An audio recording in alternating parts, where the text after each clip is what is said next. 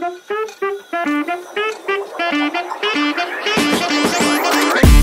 good morning guys. So, 4:15 in the morning. I-repair tayo. Dito na rin tayo ulit nag-repair sa bahay. Okay. Kasi umuulan, tinatamad ako pumunta sa shop.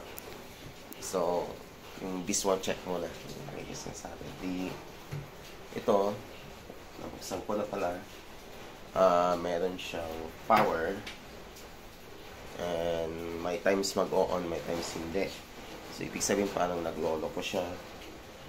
And common pag mga ganito na nag-on and off is hindi ko sinasabing palagi pero madalas baka may lumubong capacitor. So, yun nga. Pag open ko, tama naman.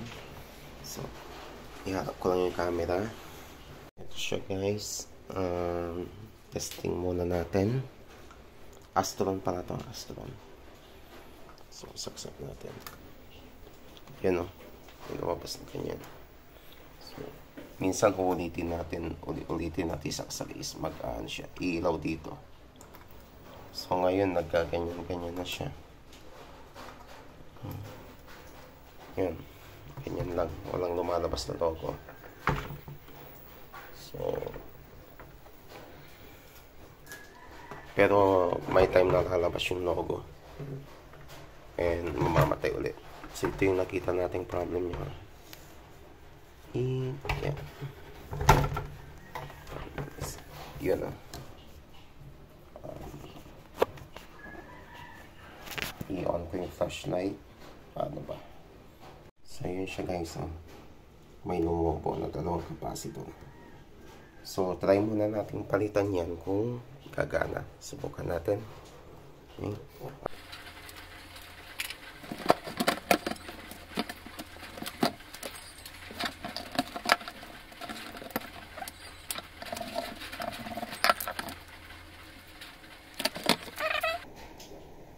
1,000 by 16 microfarad dalawa. So, maghahanap muna ko i-post ko muna. So, 2,200 to. And sasabihin nyo sa akin, kuya, parang sobra naman ng 200 microfarad. Okay. I-apply din natin sa trabaho niya. Ang trabaho niya dito sa power supply is filter capacitor. Okay. So, filter capacitor ang trabaho niya. So, kahit sumobra man ako ng 200 UF microfarad is okay lang. Kasi filter capacitor naman siya. So, subok muna natin ito.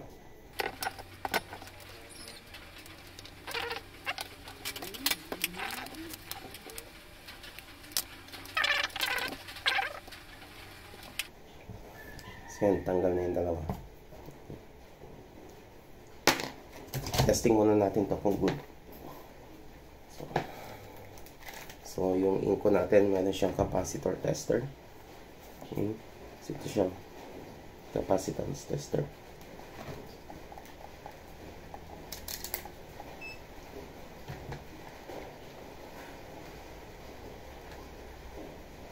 Negative, negative, positive, positive. Okay. So, yun. Meron na tayong 2,200. Okay. 2,200 microfarad. So, sapat na natin.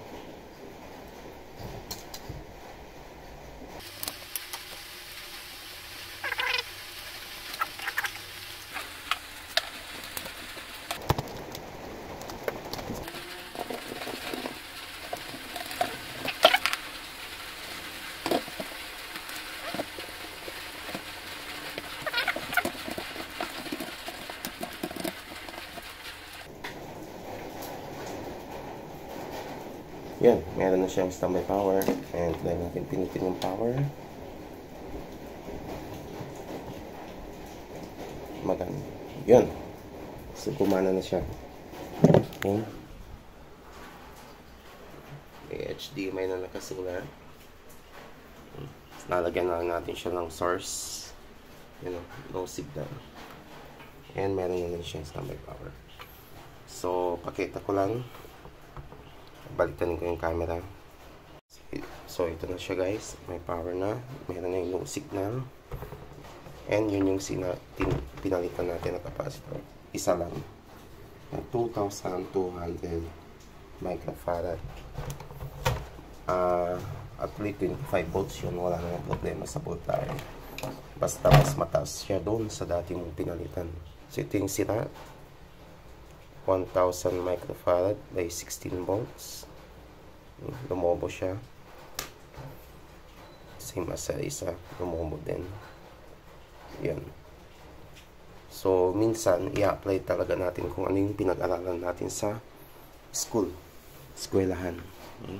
So, hoping may naitulong ako. And salamat. Subscribe naman kayo dyan.